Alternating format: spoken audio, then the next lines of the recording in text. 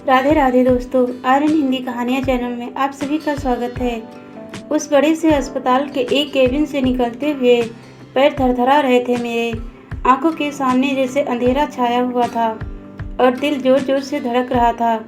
पलकों के पर्दे पर कुछ लम्हे चल रहे थे मेरे।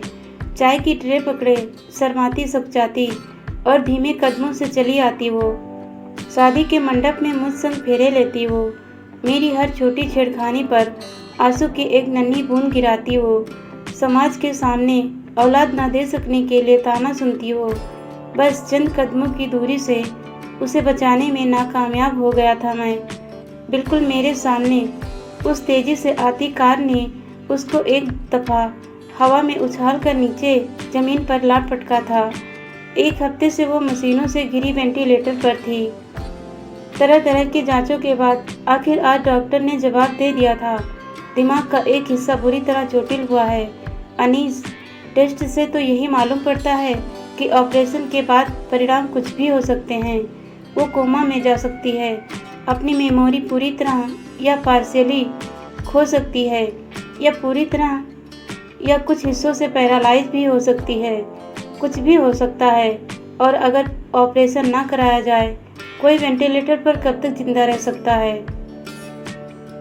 अनीस, तुम पेमेंट करते जाओ, हम उन्हें वेंटिलेटर पर रख छोड़ेंगे। डॉक्टर ने तो सीधा वह दो टुक जवाब दे दिया था, लेकिन मेरे मन में हलचल मची थी। बाहर आकर माँ पापा को बताया तो माँ बोली, बेटा देख, जो भगवान की मर्जी थी वो हुआ, अब हमारे हाथ में कुछ नहीं। डॉक्टर ने जो भी कहा, अगर उसके मुताबिक कुछ भी हुआ तो वो जीवन भर के लिए तुझ पर बोझ बन जाएगी। एक बच्चा तक तो तुझे दे ना सकी। मेरी आंखों को देख माँ की आगे बोलने की हिम्मत ना हुई। तो क्या करूँ? उसे मरने के लिए छोड़ दूँ? मैं कुछ भी तय नहीं कर पा रहा था। उस गुमशुदगी की हालत में मैं बस ड्राइव कर रहा था, और उस मनहूसियत भरी रात में मैं तब तक ड्राइव करता रहा जब तक गाड़ी ने डीजल खत्म होने का सिग्नल ना दे दिया। होश आया तो देखा कि शहर से कोसों दूर निकल आया हूँ। चारों ओर सनसनाती हवा के बीच काली रात के साये में काले लगते पेड़ मुझ पर जैसे झुक रहे थे। मैं चारों ओर देखने की कोशिश कर रहा था कि मैं कहाँ आ गया हूँ। फ़ोन का जीपीएस चेक किया तो नेटवर्क डाउन मिले। लैपटॉप खोलकर देखा तो उसकी बैटरी डाउन। ये क्या हो रहा था? मुझे उस समय कुछ समझ नहीं आ रहा था। आसपास देखा तो मुझे कुछ नज़र नहीं आया। गाड़ी को रिजर्व मोड में डालकर मैं कुछ आगे बढ़ा तो 3-4 घरों की एक पंक्ति मुझे दिखी। इतनी रात हो चुकी थी, जाहिर सी बात थी कि सब सो चुके थे। मुझे अटपटा सा लग रहा था इतनी रात को किसी को जगाना, लेकिन जगाना ज़रूरी भी था। एक तो यहाँ से बाहर निकलने का रास्ता नहीं मालूम, दूसरे पेट ने अब मांग रखनी शुरू कर दी थी। कितने भी गम में हो इंसान, ये पेट अपनी शर्म खोकर मांगे जरूर रखता है। खैर, आगे बढ़कर मैंने 3 दरवाजे खटखटाए, लेकिन एक से भी जवाब ना मिला। शायद सभी आलस में थे। चौथे दरवाजे पर पहुंच मैंने बहुत ही आरजू लिए कुंडा खटखटाया, और 2 मिनट में ही दरवाज़ा खुल गया। सामने एक प्रौढ़ महिला थी। उन्होंने मुझे जिज्ञासा भरी नज़रों से देखा तो मैंने उन्हें अपनी स्थिति से अवगत कराया। बाहर खड़ी कार की ओर एक नज़र डाल उन्होंने मुझे भीतर आने को कहा, और कुछ सकचाता झिझकता सा मैं भीतर चला गया। घर क्या था? घर के नाम पर चंद ईंटों, गारा और घास फूस को मिलाकर रहने के लिए एक ठौर खड़ा कर लिया गया था। एक लकड़ी के फट्टे जिसको कुछ ईंटों पर सजाया गया था की ओर इशारा करते हुए उन्होंने मुझे बैठने को कहा, और मैं घर का मुआयना करता हुआ उस पर जा बैठा। उस घर के एक कोने में चंद मिट्टी और कांसे के बर्तन थे। एक सुंदर व साफ लिपा हुआ चूल्हा, उसके बराबर में कटी छटी कुछ लकड़ी के टुकड़े और चंद डिब्बे थे जिनमें शायद कुछ खाने का सामान था। इसे देखकर ये एहसास हुआ कि औरतें चाहे किसी भी दशा में हों, घर के इस एक हिस्से को बड़े ही जतन से संभालती हैं। दूसरे कोने में एक लोहे की बाल्टी में कुछ कपड़े थे, और उसी के बराबर में गिनती के कुछ कपड़े नीचे लिपी हुई ज़मीन पर एक कपड़ा बिछाकर जमाए हुए थे। साफ करीने से घर के मुआयने को विराम लगा जब वे पानी का गिलास लिए मेरे सामने आ खड़ी हो गईं। पानी पीकर मैंने उन्हें धन्यवाद दिया ही था कि घर के तीसरे कोने से एक आवाज़ आई। वो झट से वहाँ गईं। एक खाट पर एक प्रौढ़ पुरुष लेटे थे। उनके मुंह से निकलती लार को उन्होंने पास ही में ही रखे एक कपड़े से साफ किया और एक बार मुस्कुराकर उन्हें देखा। बदले में उन्होंने भी उनकी तरफ एक कपकपाती मुस्कुराहट दी। उनके हाथ पर हाथ रख वे वापस चली आई। आंखों से शायद कुछ कह भी आई थी। यह एक लम्हा ऐसा था जिसे कि प्रेम की पराकाष्ठा कहा जा सकता है। इतना संयत व इतना पावन।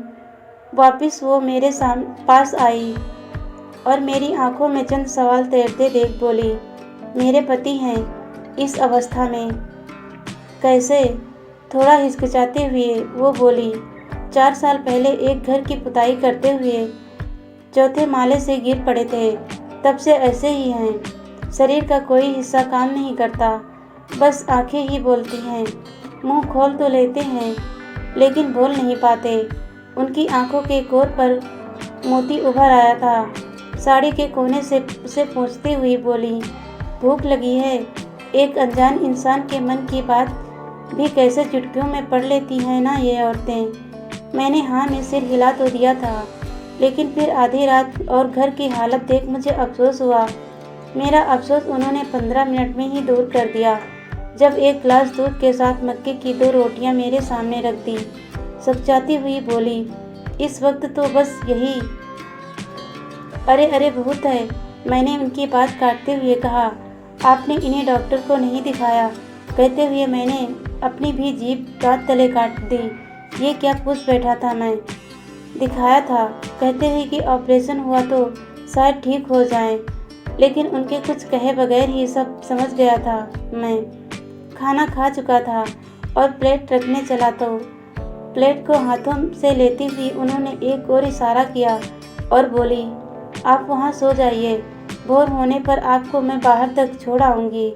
नहीं नहीं, मैं कार में सो जाऊँगा। रात में यहाँ ठंड हो जाती है। बाकी जैसी आपकी इच्छा। मैं उनकी बात मानकर वहीं सो गया।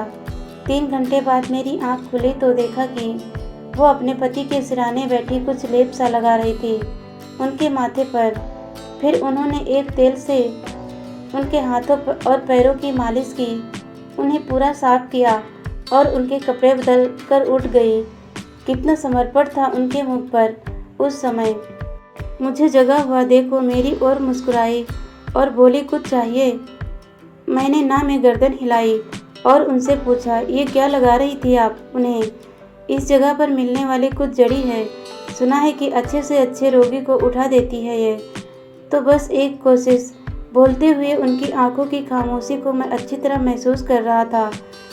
बहुत मुश्किल होता होगा ना ऐसे जीना। मर जाने से तो बेहतर है। बेहद सपाट स्वर था उनका। मुझे अपनी ओर ताकता देख वह बोली, 20 बरस का साथ है हमारा। मेरे हर सुख दुख में साथ थे वो हमेशा। मेरे मान को अपना मान और मेरी इच्छा को अपनी इच्छा समझा उन्होंने। पैसे से कमज़ोर थे लेकिन मन से उन्होंने मुझे हमेशा मालामाल रखा। आज भी उनकी आंखें मुझे मालामाल किए देती हैं। वो मेरे साथ हैं, मेरे पास हैं। मेरे लिए इतना काफ़ी है और आपकी संतान नहीं है। बहुत छोटा सा जवाब था उनका। आगे कुछ पूछने की हिम्मत ही न हुई उनके मुख के भाव देखकर। लेकिन उनके जीवन के लिए एक सम्मान जरूर बन गया था मेरे मन में। उनसे बात करते हुए पता चला कि वो पिछले 4 सालों से घर घर झाड़ू पोछा और बर्तन करके अपनी जीविका चला रही हैं। पति के कारण ज़्यादा काम नहीं ले पाती, लेकिन जितना भी कमाती हैं उससे गुजर बसर हो जाती है। अपने पति के प्रति उनका समर्पण और सेवा भाव देखकर मैं नतमस्तक था। सूरज निकलने पर मैं उनके साथ बाहर आया। सूरज की लाल किरणों के बीच लहलहाते पेड़ दिख रहे थे मुझे। सूरज काली रात का काला साया पीछे ही छोड़ आया था। हाईवे तक वो मेरे साथ आई। वहाँ से उनको मुड़ते देख उनके पैर छूने से मैं खुद को रोक ना पाया। गाड़ी एक बार फिर हवा से बात कर रही थी और एक बार फिर आंखों के आगे जीवन की रील चल रही थी। एक लम्हा आंखों के सामने था जब माँ के तानों की बौछारों के बीच भींचती मेरी मुट्ठी को उसने अपने कोमल स्पर्श से खोल दिया था। मेरी कमजोरी को अपने ऊपर ओढ़ लिया था उसने।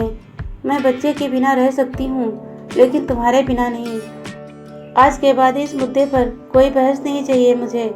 मेरे दोबारा खुलते होठों को एक बोसे से बंद करती वो खिलखिला उठी थी। इन 7 सालों की शादी में उसने ना जाने कितनी ही बदनामी झेली, ना जाने कितने ही ताने झेले, लेकिन उसका इरादा टस से मस ना हुआ। एक पल में ही दुनिया से मुझे ऊपर रखने का फैसला ले लिया था उसने। फिर मैंने कैसे फैसला लेने में एक पूरी रात गुजार दी। भले ही किसी भी हालत में हो, वो होगी ना मेरे साथ, जिंदा सांसें लेते हुए। जो भी परिस्थिति होगी मैं देख लूँगा, लेकिन उसका ऑपरेशन ज़रूर करवाऊँगा, चाहे कुछ भी हो। लेकिन अब उसे किसी हाल में भी मैं अकेला नहीं छोड़ूंगा। ऑपरेशन के बाद सांसें रोके मैं उसके होश में आने का इंतज़ार कर रहा था। पल पल आंखों के सामने अंधेरा छा रहा था। चंद घंटों बाद जब उसे होश आया तो मैं मुट्ठियाँ भींचे ईश्वर से दुआ मनाता उसके आगे खड़ा था। मुझे देख मुस्कुराई वो। अनीस, आहा, आज अपना नाम कितना खूबसूरत लग रहा था। वो ठीक थी, वापस आ गई थी मेरे पास, मेरी खुशियाँ वापस लिए मेरी बाहों में। और इस बार मैंने उसे कसकर थाम लिया था।